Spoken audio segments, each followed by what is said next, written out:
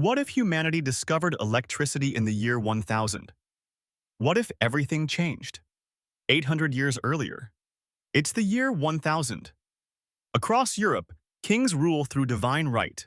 Castles loom over muddy villages, and the only light after sunset comes from oil lamps, torches, and the flickering glow of hearth fires. The average person lives and dies without traveling more than 20 miles from their birthplace. Science, as we know it, barely exists. Medicine is superstition. Lightning is a message from God, not a force to be understood. There is no electricity, no wires, no circuits, no concept of power. But now imagine a different world. Imagine that somewhere in a remote monastery in the Alps or a hidden academy in Baghdad, a group of thinkers begins experimenting with static electricity. They rub amber with fur, observe sparks. They notice how certain metals react to magnetic stones. And by some stroke of genius or accident, they build a primitive voltaic pile, a basic battery, centuries ahead of its time. It lights a faint glow in a clay bulb. It warms a copper coil. It turns a simple wheel. And in that moment, history shifts. Electricity is born, not in the Age of Enlightenment, but in the heart of the Dark Ages. Not in the hands of Edison or Tesla, but in the scrolls of medieval scribes. What happens next? The implications are staggering. Firstly, let's understand the scale of such a leap. In our real-world timeline, electricity was barely understood until the 18th century. Its practical applications emerged in the 19th century. That's 800 years of technological, political, and cultural development between the Middle Ages and the modern electric world. So, what happens when that 800-year gap collapses? The first impact would be symbolic. To the people of the year 1000, electricity would appear magical. A glowing filament? A light that burns without flame? It would be seen as divine or demonic. Priests might interpret it as a sign of God's favor. Others might accuse its users of witchcraft. The fear of the unknown would battle against the awe of possibility. Next, there's the political effect. Monarchs and popes would rush to control this power. Just as they fought over relics and sacred texts, they would now fight over glowing wires and humming devices. The ability to light a room, warm a home, or even shock an enemy would be seen as a divine weapon. Kingdoms would rise and fall over who controls this new form of energy. Economically, the effect would be revolutionary. Entire industries could form around early electric devices. Water wheels and windmills, previously used only for grinding grain, might be modified to charge batteries. Mining towns would boom to supply copper and iron. Trades like blacksmithing and glassblowing would evolve to support this burgeoning energy system. And socially, that's perhaps the most fascinating shift. Access to electricity would change the way people live. No more darkness after sunset. No more reliance on open flames and dangerous oil lamps. Education could expand as schools operate into the night. Literacy might spread faster, since books could be read in artificial light. And with light comes knowledge, and eventually, revolution. The church, which controlled knowledge tightly during this time, might see electricity as a threat.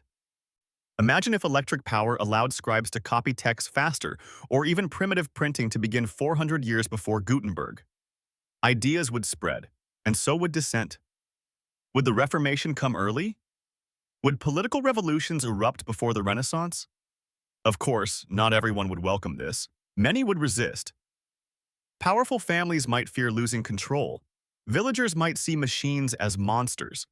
If a city glowed while the countryside remained dark, envy and suspicion would grow. Electricity might not unify humanity, it might divide it even more sharply. Still, we must ask, is the world ready in the year 1000? Could the existing knowledge, infrastructure, and society handle such a leap? Maybe not fully, but as history shows, necessity often builds the path forward. Once the spark is lit, curiosity drives progress. And even in a world of knights and monasteries, innovation finds a way. This is where our alternate timeline begins, a spark in the darkness. A glow in the night. The year 1000 will never be the same again. The world. In the year 1000. Darkness before the spark. To understand how electricity might have altered the course of history in the year 1000, we must first grasp what that world actually looked like. The 11th century was a time of contrasts, of brilliance hidden in shadows, of empires rising and falling, and of humanity teetering between old beliefs and new discoveries. Let's begin with Europe, often the centerpiece of medieval imagination. Politically fragmented, the continent was dotted with kingdoms, duchies, and feudal domains. France was ruled by the weak Capetian kings, England was still in the Anglo-Saxon era, and the Holy Roman Empire sprawled across modern-day Germany and parts of Italy. Power was decentralized, with feudal lords controlling vast territories and commanding their own private armies. At the top of the societal pyramid stood monarchs, but they were often more symbolic than sovereign. Below them were nobles, knights, and clergy, men who held land and power. The majority, however, were peasants, farmers, laborers, ouvriers, and serfs bound to the land, living lives of hardship and simplicity. Technologically, it was a slow world. The most advanced innovations included the heavy plow, horse collars, and basic water mills. Iron tools were common, but manufacturing was manual. Most people lived in wooden homes with thatched roofs. There were no glass windows, no plumbing, and no heating beyond open fires. But not everything was stagnant. The Islamic world, centered around Baghdad, was experiencing a golden age. The Abbasid Caliphate fostered science, medicine, mathematics, and philosophy. Scholars preserved Greek and Roman knowledge, translated into Arabic, and added to it through original works. Papermaking had spread from China, and cities like Cordoba, Cairo, and Samarkand rivaled any in the world in size and sophistication. Meanwhile, in China, the Song dynasty was rising to prominence. Chinese scholars were developing compasses, gunpowder, and printing techniques.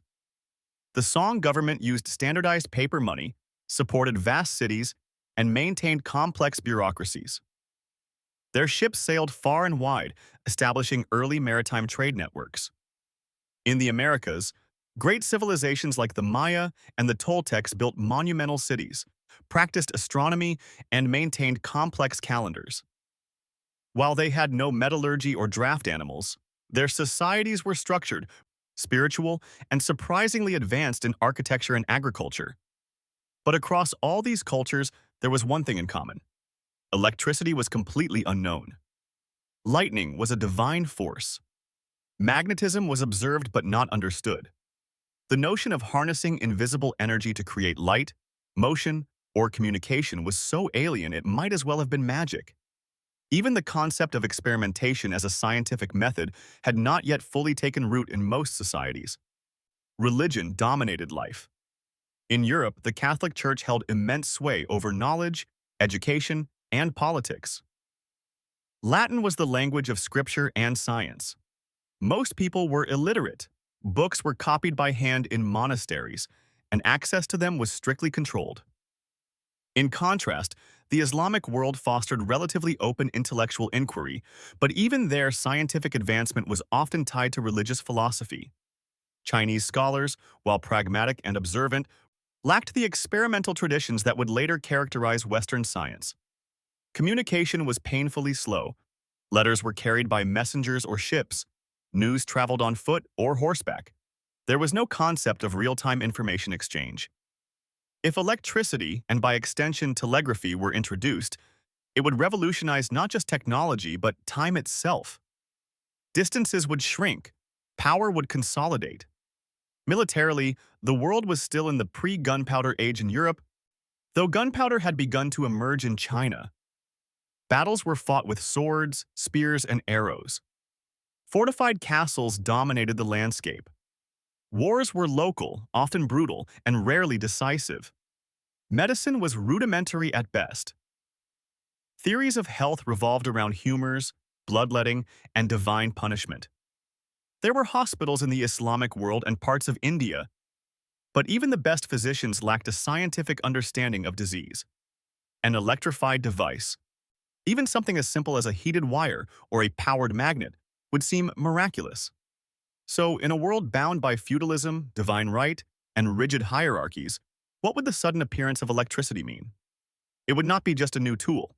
It would be a new language, a new philosophy, a new power, but also a new threat. To kings and priests, electricity might challenge divine authority. If lightning could be summoned, does it not make the summoner a god? If light could be created at will, what does that say about the sacred flame? To merchants and craftsmen, electricity could be both opportunity and chaos. New devices might threaten old trades. Old techniques would seem obsolete. New riches and new dangers would follow. To the common people, it would be awe-inspiring, fearsome, life-changing. This is the world into which electricity enters, a world on the edge of transformation, yet still tethered to superstition, tradition, and fear. A world about to be shocked, literally. Electricity appears, the immediate impact. Imagine this. In the year 1000, a group of scholars, perhaps in Baghdad, Kaifeng, or even in a European monastery, stumble upon a way to harness and control electrical energy. Not by accident, but through observation, experimentation, and perhaps sheer luck. Maybe it's the discovery of static charge, the crafting of a crude battery, or the understanding of how to convert lightning into usable power. Suddenly, the medieval world has access to electricity. Not in the form of smartphones or electric cars, of course, but think basic circuits, crude lighting, electroplating, or electromagnets. Simple, functional applications that spark the earliest industrial thinking 800 years before the actual Industrial Revolution. And the effects? Immediate and profound. 1. Light in the darkness. In a world where sunset meant the end of activity, electric light would be a revolution. No more dependency on costly candles or dangerous oil lamps. Monasteries could work through the night. Cities could stay active after dark. Markets could extend trading hours. Crime could be deterred simply because shadows would disappear. Suddenly, time itself stretches. 2. Centralized power.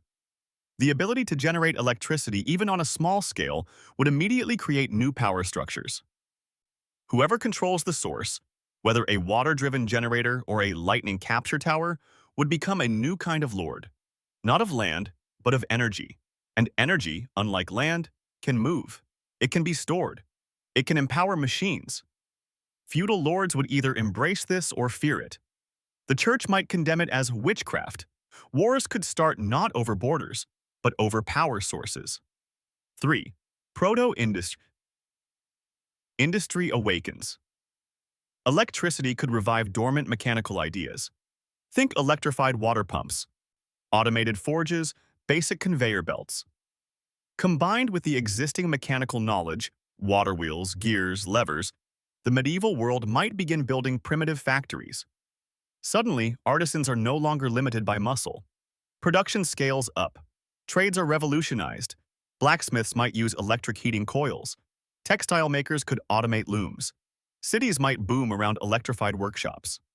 4. Communication leaps forward. With even rudimentary knowledge, electricity could lead to electromagnetic signaling. The first telegraph-like systems, using wires, pulses, and basic codes, could emerge centuries early. Governments could send messages across the empire in minutes, not weeks. This alone could change warfare, governance, and trade. Centralized kingdoms could actually coordinate. Intelligence networks would strengthen. Rebellions would become harder to organize. In short, electricity would collapse time and space. 5. Religious upheaval. Electricity would terrify and fascinate religious institutions. Was this the power of the divine? Or a threat to it? If monks or scholars began performing miracles, creating light from stones, magnetizing metals, animating devices, it could either reinforce their authority or provoke backlash. Religious schisms might appear earlier. Heresies could spread powered by wire. Pilgrimage shrines might electrify artifacts, drawing in thousands of stunned followers or outraged mobs. 6. Science is born early. With practical results at hand, a new philosophy would emerge. Trial and error works. That discovery spreads. Experimentation gains value. Observation beats tradition. What took Europe until the 17th century, the scientific revolution, might begin in the 11th. Chemistry, physics, even protobiology would flourish faster, because now they have tools. Proof. Results. A world that had feared change for centuries now has a reason to chase it. Who controls the electricity? The power struggles. In the medieval world, power meant land, armies, and religion. But now, electricity introduces a fourth axis of dominance. Suddenly, control over light, heat, and communication becomes more valuable than acres of wheat fields, and this shift doesn't happen peacefully. 1. From kings to currents. The first people to harness electricity, be they scholars, engineers, or monks, quickly become targets. Monarchs realize that power no longer lies only in swords or scriptures, but in wires and machines. Nobles will compete not just for gold or land, but for access to electrical knowledge and the people who possess it. Courts begin funding early electricians, like they once funded alchemists. Rival kingdoms send spies to steal devices or schematics. Electricity becomes a political asset. 2. The rise of techno-clergy. In religious institutions, some monks embrace electricity as divine. They create illuminated manuscripts by electric light. Others use magnetic tools to enhance construction and agriculture. These monks, now half-priests, half-technicians, gain unprecedented power. They can both preach and electrify. Rival orders may split, some viewing electricity as holy revelation, others as dangerous heresy. Whole abbeys might become early science labs, protected by both faith and armed guards. 3. Black market of sparks. Electric devices become valuable. Power-hungry barons and warlords demand access, leading to theft, bribery, and smuggling of batteries, wires, and generators. Think of it as a medieval arms race, not for swords, but for sparks. This opens the door to underground inventors and traveling electric traders, offering light to whoever pays most. Some villages might hoard energy, refusing to share. Others might fight over stolen generators. Electricity, once a tool for progress, now sparks greed and violence. 4. Cities of light versus realms of darkness. Some kingdoms adopt electricity fast. They build early grids, lighting castles, powering mills, improving agriculture. These cities shine at night, beacons of progress and envy. Meanwhile, other realms resist. They view electricity as blasphemy. Kings may ban its use, fearing it weakens their divine rule. Soon, the map splits. Electrified empires versus traditional kingdoms. Trade war erupts. Diplomats bring glowing gifts, or ultimatums. Skirmishes begin over who gets to run the wires across borders. The world polarizes, quite literally. 5. Power to the people. A few radical thinkers argue that electricity should belong to all, that no lord or pope should hoard light. These early electrical philosophers write scrolls about free energy, about how light could unite, not divide. But such ideas are dangerous. Leaders fear revolution. Access to power means independence. A peasant with a light source no longer fears the dark or the church. A workshop with electric tools no longer needs the guild. Control over electricity becomes control over the future. 6. The first techno-wars. As electric tools spread, so do tensions. An empire may weaponize electric shocks. Secret police use electric detectors to uncover enemies. Spies tap into signal lines. Armies carry portable shock devices. In time, these tensions escalate into the first wars fought with and over electricity. One kingdom burns down another's power station. A monastery is raided to steal electric codices. Cities go dark not because of nature, but sabotage. Thus begins an era of techno-feudal warfare where swords clash, but wires matter more. Long-term impact. History. Rewritten. By now, electricity is no longer just a novelty or luxury. It has become an inseparable part of society. Its influence stretches far beyond lighting or powering tools. It begins to reshape how people think, how they live, how they rule, and how they dream. The world in 1200 looks nothing like it did a century earlier. 1. Acceleration of knowledge. With electric light in monasteries and early universities, scholars can work late into the night. Scribes copy manuscripts faster. Inventors can build prototypes with precision tools powered by motors. The scientific method, normally centuries away, starts forming earlier. People begin to measure, test, and replicate instead of relying on divine interpretation. Libraries expand. Experiments multiply. Chemistry, optics, magnetism, biology, all advance rapidly. 2.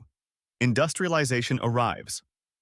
Early electric motors drive mills, workshops, and tools. Villages build small-scale power stations by rivers. Mechanical looms replace manual weaving. Agriculture uses basic electric pumps and irrigation. This leads to an early industrial revolution, 2 or 3 centuries before it actually happened. Cities grow rapidly. Trade booms.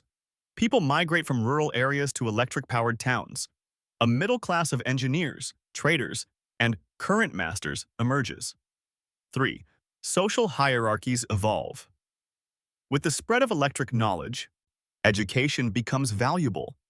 Families send children to electric guilds instead of monasteries. Women, often excluded before, now join the electric trade, especially in textile and communication roles. New elites rise, not from bloodline, but from mastery of electricity. Old nobles cling to land, but young technocrats control the tools of the future. In many places, political power begins shifting away from thrones toward workshops. Some regions may even see early forms of representative councils formed around electrical districts. 4. New religions, new beliefs. Electricity changes how people view the universe. No longer do they see only magic or divine intervention.